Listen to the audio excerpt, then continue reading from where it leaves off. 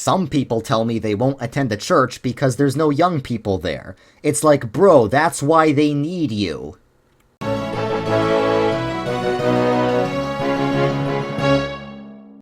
Hey guys, welcome back to KingdomCraft, where we build churches in Minecraft while talking about Christianity. Right now, I am still in the Methodist province of Sanctum. I'm traveling through all the denominations' provinces on my way back to my old original Presbyterian church that I built on this Minecraft server. And today, I'm going to be talking about why you should revive old churches full of old people. What I'm doing is related to this topic of this video. I'm going back to my old church, and I think all us young evangelical Christians, I mean, I wouldn't describe myself as evangelical, but I'm assuming the majority of you would, young evangelical Christians should flock back to old grandma boomer churches. So a lot of times, people tell me, oh, I found this, really nice Lutheran church in my area, or really nice Methodist church in my area. I guess I'll use Methodist as an example because I'm in the Methodist province right now. And they'll be like, oh, but it's full of old people, and I want to meet, other young people, so I can't go to this church. So there's a few problems with that statement. First of all, you're assuming that the church exists to serve you, rather than you existing to serve the church. It's a very modern consumeristic mindset to assume that the church exists for our convenience and to tend to our spiritual needs. I mean, it should do that, but fundamentally, we exist for the church. Because the church is the army of Christ. We are soldiers for God's kingdom. So, to paraphrase President John F. Kennedy, we should ask not what the church can do for us, but what we can do for the church. So, yeah, it's a lot less fun if you go to a church that's full of old boomers than if you go to a church that's, hip and tons of young people, and if you're a guy, maybe there's cute girls at a new young church plant. But I think you are helping the church more if you attend, an old historic church full of boomers than if you attend some random church plant that's got a bunch of young people for now, but probably will die out in about 10 years. There's a few reasons. Number one, if a church is, full of old boomers, and it's mostly old people, there's not many young people, that means the church is going to die out unless it starts getting some young people really quickly, and it's got to start somewhere, so it should start with you. You should start attending that church. Now, I'm assuming that the church in this scenario is, a good church. We're assuming in this scenario that this church is a historic church, an old community, and that it's part of a historic denomination like Presbyterian, Lutheran, Anglican, or Methodist, or even Baptist. We're assuming that this church already meets the requirements for a church you should attend. I'm not going to tell you to attend an old Mormon church just because it's historic or whatever. And I don't think it's necessarily good to attend a church just because it's full of old people. I just think that the best churches in this day and age tend to skew very old because there were a lot of negative movements that pulled young people out of the historic churches and into evangelical non-denominational churches and a lot of church plants. In the 90s, there was this movement of a bunch of people trying to make churches that didn't feel like church. They started filling churches with contemporary worship music. They started actually advertising churches as not your grandmother's church.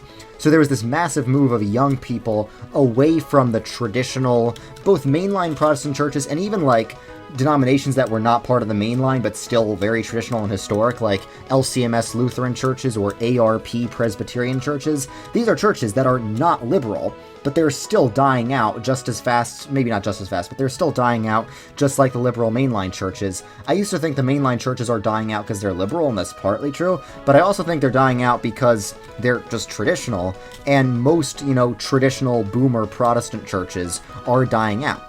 And the Protestant churches that are growing are the really brand new contemporary church plants and stuff. I think what we need to do is we need to revive the old boomer churches. There's a few reasons why.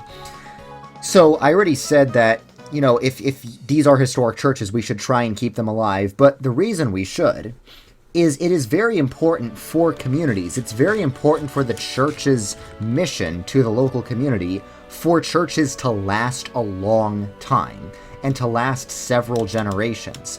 It used to be very common that every church would have a cemetery attached to it, and that cemetery would have 10 generations of families that attended that particular church. It used to be very normal for you to attend the church your great-great-grandfather attended. I mean, that's not possible for me, because I'm a first-generation Protestant. My ancestry is all Catholic and Jewish. But that used to be the case. It used to be very normal. It used to be very normal for people to have a church that is like their family's church, that goes back many, many generations. And even if, you converted to something, even if you don't have that heritage, you should still be part of a church to the best of your ability that does have heritage like that. It used to be very common for that to happen. It used to be very common for churches to have like cemeteries attached to them with generations and generations of Christian heritage. And we need to bring that back, and we're not going to bring that back by planting new churches. I don't think we should plant new churches generally in places where there's tons of old historic churches. Like, yeah, if you're in North Korea, or maybe you can't really plant churches there because it's not allowed. Maybe if you're in Iran or Pakistan, yeah, it makes sense to plant some new churches. But if you're in like a very historically Christian part of the US, like the Northeast US, you shouldn't plant any churches. You should revive old historic churches. And yes, some of the old historic churches are liberal, and if it's too liberal, I understand you might not want to go to it. Even if you're there to revive it, sure, maybe you don't want to. But the fact that there might be a lot of old people there's a lot of churches that are not liberal, like LCMS churches, LCMS Lutheran churches. They're not liberal, they're very conservative. The reason a lot of young people don't want to go there is because there's not a lot of young people there. But that's not a good reason. Yes, I understand a lot of young people want church to be a place for them to connect to other young people, but the Bible never says you should meet other people your age at church. The Bible never says that. You can read the whole thing. It never says you should meet other people your age at church. The Bible does say you need the guidance of older people at church. Titus very clearly says, young men need old men. Young women need old women. You need older Christians in your life for guidance. Okay, this is Dan's windmill. Nice. You need older Christians in your life. That's very important. That is something the Bible says. It is better to attend a church where you are the only one under the age of 50 and everyone else is like 80 years old. It's better to attend a church like that, believe it or not, than to attend a church where there are no old people, because the Bible doesn't say you need other young people. The Bible says you need old people. A lot of churches are obsessing over, what do young Christians need? I think young Christians need this Christian marriage retreat. Young Christians need these Bible studies. They're not bad things, but the Bible doesn't say young Christians need that. The Bible does say young Christians need old Christians. What do young people need? Old people. So you should not reject a church because it's full of old boomers. You need the old boomers. Seriously. I mean, we make fun of the boomer generation, and yes, there's things to make fun of the boomer generation for, but we need to credit the boomer generation for keeping all these old historic churches alive. The mainline churches would have died out long ago without the boomers, and maybe some of you guys are like, oh, that's a good thing. Yeah, well, it's not. It's not if you give even the slightest care for any of your heritage as an American. Okay? Any of your religious heritage, that is. Okay, I'm going to destroy this minecart. And yeah. So yes, I understand a lot of people want to find a husband or a wife at church. Like, a common phrase is, find your wife or find your husband at church. And if you can, great. But just because you should find, actually, if you want to find any husband or wife at all, they need to be a Christian. If you're a Christian, Christians can only date and marry other Christians, period. Zero exceptions. I mean, if you're already married to someone, you can't divorce based on that. But if you're not married yet, it is a sin to marry someone who is not a Christian. So Christians need to marry other Christians, but you don't necessarily need to meet other Christians at the local church you go to. I didn't. Nice Scottish flag, based Scottish Presbyterianism over here. Right now I'm in the neutral mining lands. I've left the Methodist province, so you can see everything looks kind of disorganized here. I'm in the mining lands. The mining lands it's like a mess of a bunch of beautiful buildings next to like completely ugly things. So yeah, I am about to get married very soon. I did not meet my fiance in my church. I attend a mainline PCUSA church in New York. The Bible studies there were me and 10 boomers. There were no young Christians there, and I had no Christian friends. And after becoming Christian after a few years, I had no friends, period, at school. So junior year of high school, my best friends were from the Bible studies, which were like me and 10 boomers. So my best friends that year were Marge, George, and Susan. And even though I was the only young person at that church, Sunday was the best day of the week. And even though that church was a bit liberal, we had a temporary interim pastor who was insanely liberal and heretical, but I still received a lot of guidance from a lot of the older men at that church, many of whom were legit Christians. So it's like, even I don't generally advise people going to mainline churches if those mainline churches are too liberal. But even if they are liberal, at every mainline church, you can find just old laymen who can mentor you, who are pretty conservative themselves. So there's basically no good reason not to attend the Boomer Grandma Church. Another reason people will propose for not attending Boomer Grandma Church is sometimes they can feel a little bit cold and unwelcoming. And that's true.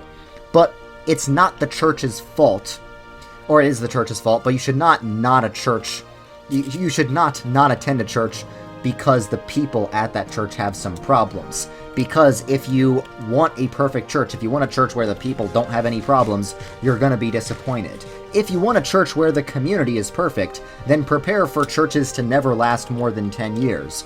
Because churches go through hard times, and it's hard to keep a community alive and healthy for a long time. So if a church manages to do that, you should respect them. You should respect things that last. That's one of the problems with our culture.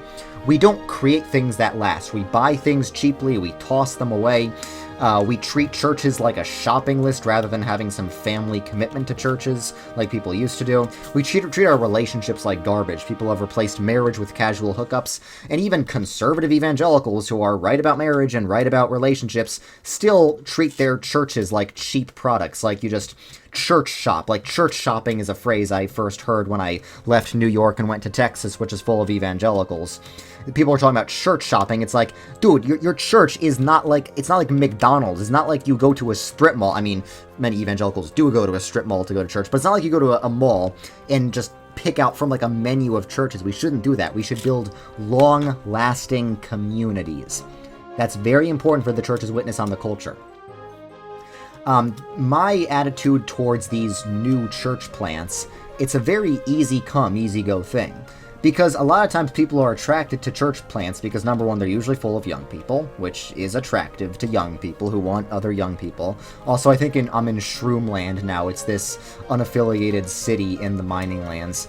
I've been here before, and I think it was like last year I made a video here. It's developed a bit since then, but not much.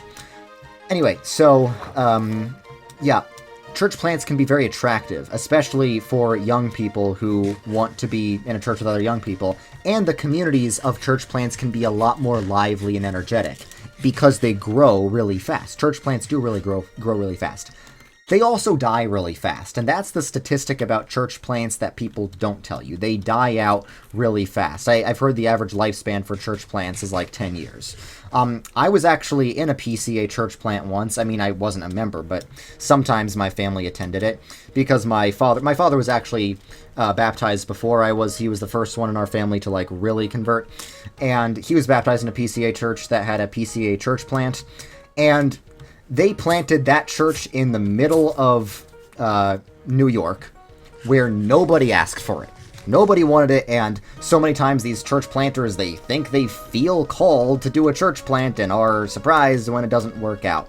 I think we should plant fewer churches and focus on reviving the old boomer churches. So if you're a young Gen Z person, don't necessarily look for a church with other young people. You should look for a church with old boomers. And yes, it might be hard to find a wife, but I couldn't find any wives at my church, at my boomer PCUSA Presbyterian church. I had to look over 1,000 miles away to find my fiance. Maybe you'll have to do the same. But you should still ask what you can do for the church, not what the church can do for you. And maybe these might be awkward trying to fit in these boomer communities, but just get involved at the church and they will love you if this young person brings new life and new energy to the church. When my fiance volunteered at one of her local PCUSA churches. She was like the only young person there. All the boomers instantly loved her, and they were all like baking her cookies and stuff. So trust me, they'll love you. You'll be like a celebrity at that church. You will have a great time. So that's about it for this video, guys. Make sure to attend the boomer churches. If you don't have a church to attend, if you need a list of churches to attend, I have a nice church map in the description. But even if there's not a church on my map, you can probably find an old boomer church near you. So, yep, thanks for watching, and I will see you guys later.